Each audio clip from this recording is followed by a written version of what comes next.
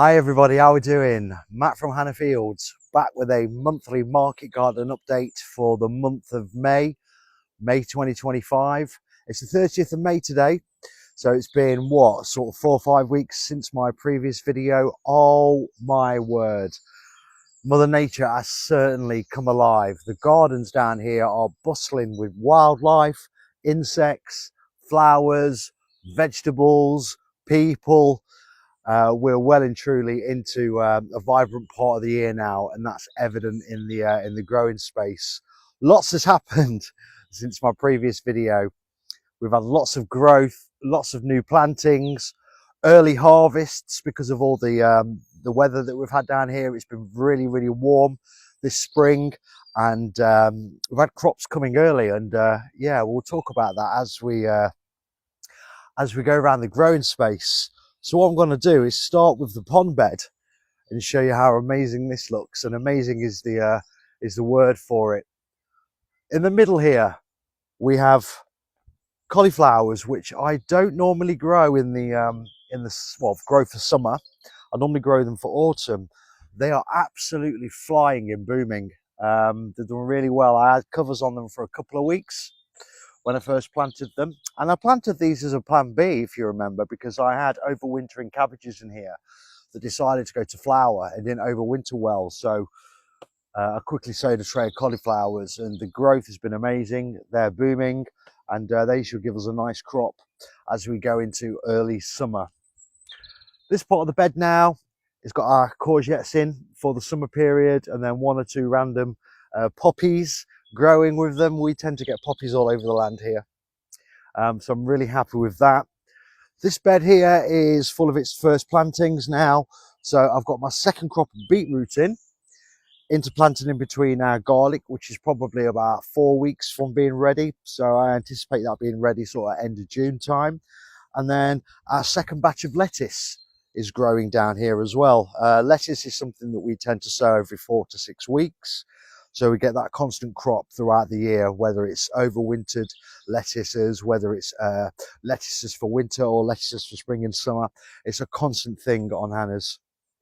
And Angie's edible flower bed is doing beautiful. It's all coming into flower now. We've got some beautiful borage going on down here, and little beautiful cosmos and calendulas and all that beautiful jazz. So yeah, certainly bringing a load of populated insects that populate your vegetables. Pollinate. Sorry, my head's mad at the minute. I've got so much going on, I can't even get the English language right. I'll take you over to this bed here, which is fully vibrant with salad. This area just grows salad all year and all winter. It never stops giving us salad of various different varieties, and yeah, we're starting to pick this now, so I'm really happy how this bed's doing. And we're also starting to put in our second salads, which are a little bit smaller than these ones, so a constant overlap in this bed as well of salads. So our salad bags are always available all year round. The herb bed, it's come alive. What can I say? It's absolutely flying and full of bees and full of colour, purple and bright yellow from our golden oregano. Our tarragon is back to say hello. About a month ago, that was about 4 centimetres. Yeah, it just goes to show you, when you get all this wonderful sunshine and daylight, it just comes alive, does nature. And yeah, that's feeding our herb bags beautifully down here.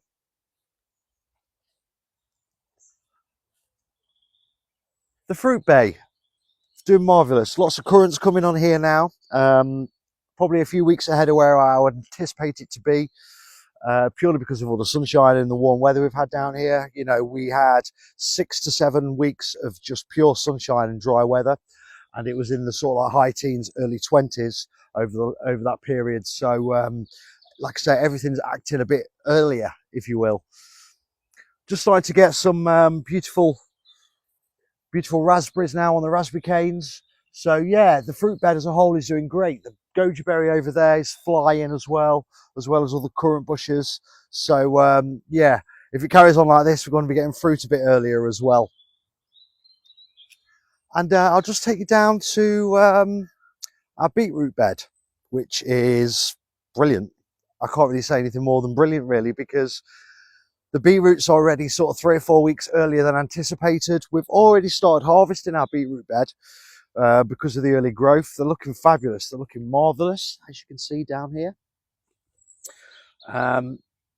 With all this sort of like early cropping, it's great because it means I can think potentially about getting our second crops in earlier, which may give us an extra bit of time at the end of the growing season and extend it a little bit. So sometimes you can cut a little bit off the front and put it on the end, depending on the crops you want to grow and sow and raise. But yeah, it's doing marvellous. And we've got a few cheeky gifted potatoes growing. This is where we did potatoes last year. We must have missed a few when we harvested them. So yeah, just left them in to do their thing. So that's all doing great. And then down the other side, our spring turnips. There's not many left now. We've harvested most of them. But yeah, they've done fabulously well. I mean, some of these are huge. There's a myth with turnips that you can't pick them when they get to a certain size and eat them because they get woody. I've never really had that problem personally. I've never seen that occur. And I've never tasted one that's woody when they've got a bit large. So just something to consider when your turnips get a little bit bigger than you anticipate. Just more food, guys. And then I'll take you over to a bed that was empty in my previous video, but now it's all planted up, and that's our squash bed. So I'm growing 2 varieties of squash this year. I'm doing spaghetti squash and curry squash. They're really reliable ones to grow where we are. And yeah, they're a good one to sell here on the project as well, because I always find if I do pumpkins or, you know, squash plants that grow really, really big, you know, it's a lot of money to demand from people because we sell things by the kilo. And, you know, if you're charging X amount of pounds for a kilo and you've got a 10 kilo pumpkin, you know, it could be a week's wage for somebody, can't it? You know, so I grow the smaller varieties. But they're all planted up in here now.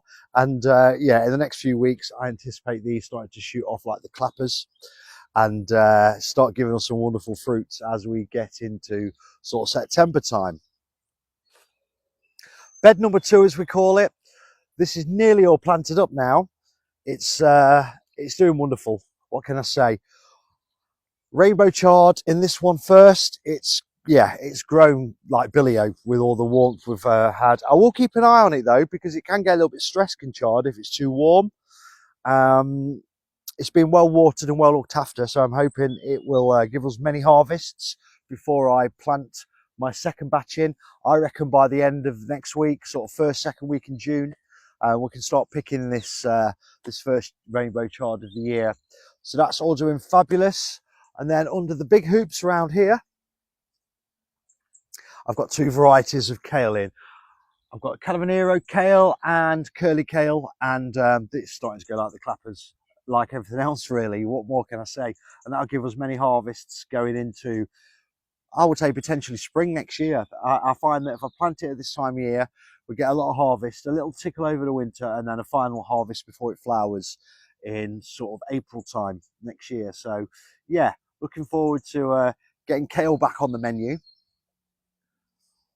Runner beans, still not put mine out. I missed the last fruit window in the biodynamic calendar, so I'm holding off till sort of Tuesday, Wednesday next week. So, you know, around sort of 3rd, 4th of June. They're about a foot sort of in height now in the baby greenhouse, so they're ready to go out. So I'll be putting in my runner beans here, and I'll probably put a row of French beans in here as well, because they're ready to go out too. The main bed, what can I say? Look at these cabbages. They're fabulous, and I'm glad I've grown them again. These are Derby Day cabbages. I've not grown them for a number of years. So I didn't have much success last year with our first early spring cabbage. I think that was down to the weather and the damp more than anything else. And I was kicking myself thinking, why didn't I just do Derby Days? Because they always do well, and well, they certainly look. I mean, I can't lie, I'm so happy with these cabbages. They are absolutely fabulous. Again, another crop that's come early this year, maybe sort of 3 or 4 weeks earlier. I normally sort of harvest them sort of mid-June, but some of these have been ready for sort of 10 days or so. So, you know, they're literally a month earlier. So yes, Derby Day cabbages. Highly recommend growing them. Casablanca potatoes, these are doing well, absolutely marvellous, no grumbles. Some of them are just starting to flower now. So yes, they'll be starting fattening up under the soil and give us some nice potatoes.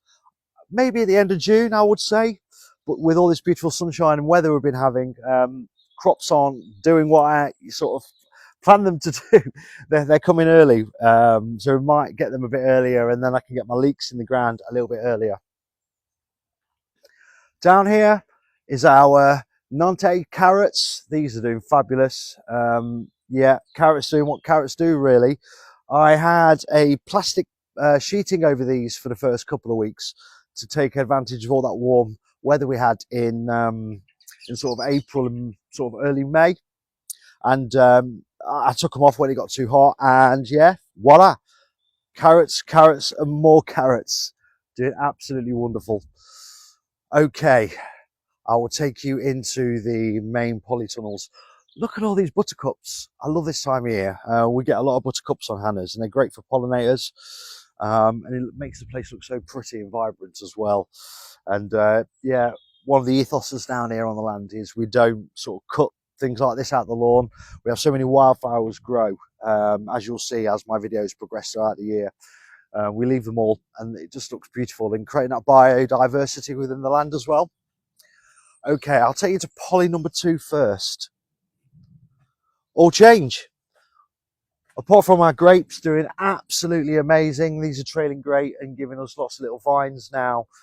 It's all change. It's summer crop time, which is pretty much what we've got down this side of the bed. So it's all tomatoes, and then tomorrow I'm going to plant my marigolds in between as a sacrificial crop should we get any issues with slugs and things like that. Touch wood, so far, no problems. Our first peas of the year are pretty much ended now. I'm just leaving these onto pod.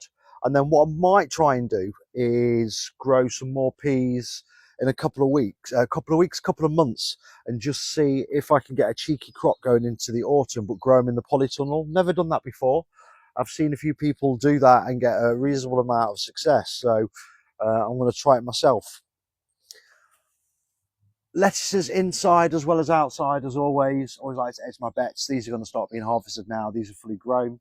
So we'll start picking the outer leaves off for our salad bags. And what I'm going to do is maybe put some French beans in between these as well next week as a second follow-on crop. And then once these are out, I will then put another lot of salads in here. So always trying to maximize the space and make that soil work to give us our harvests.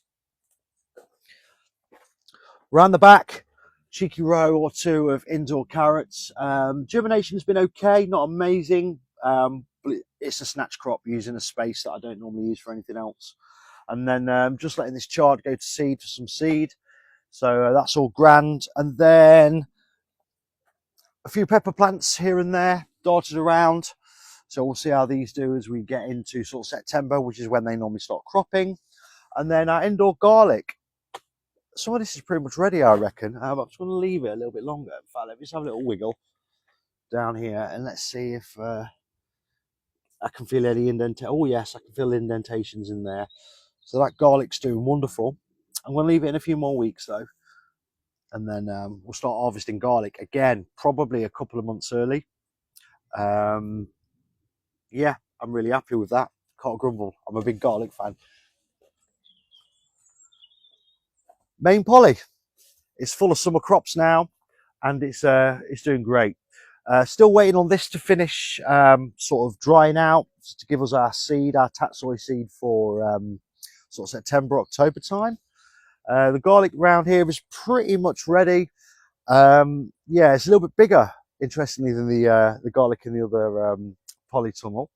So I always find that fascinating when you sow stuff at the same time in similar conditions, but you get a different result. It's the same garlic, same variety. But yeah, just means more food. Again, a few more pepper plants dotted around here, and then our cucumbers are in. And I anticipate these starting to go like the clappers over the next sort of few weeks. With all this sunshine, it's a great time of year to grow these kind of things. Spring onions are a little bit slower than I thought, to be honest. I thought these would sort of start to be ready now. One or two are, but I don't know whether it's a heat thing. It's been too warm, maybe. But yeah, they will harvest. They're just a bit slower than I anticipated. So, you know, whilst I've got cabbages early, I'm getting spring onions a little bit later. So I guess you can't have everything your own way. In the middle, our early tomatoes, you know, we did sort of a few early tomatoes to get a head start. These are doing great. In fact, some of them have got little baby tomatoes on them already, as you can see down here, which might be a little bit of a bonus gift. And then I've got peppers and salads here as well, just filling in gaps as always. And I'll continue to fill these gaps as these salads get harvested. More tomatoes down here. Tomato variety wise, I normally grow 3 different ones every year and then chuck in some extras as well. So my 3 different ones that I grow as my main ones are Gardener's Delight, Yellow Submarine, which are a really sweet pear one. I love them. And Golden Sunrise. They are the 3 main ones we grow. And then I've got some Tigerellas and other bits and pieces as well. So as a tomato geek, I always like trying new tomatoes and revisiting ones that I've enjoyed in the past. So yeah, main poly's looking great. Everything is looking great. I hope everybody else is having a sort of similar result this year. All this warmth has certainly helped. And the growing space is looking fabulous. It's looking marvellous. And I reckon that's about it for the growing space this May. You know where we are. If you want to come and support the project and you're in the Derbyshire area and you want to get some locally grown organic food, we've got plenty of it and plenty more to come. And if you want any information on Hannah Fields as a rule of thumb, always visit our website for all the information on everything we do down here, which is www.hannahfields.co.uk. That's the growing space for May 2025. Lots of love. I'm out. Take care.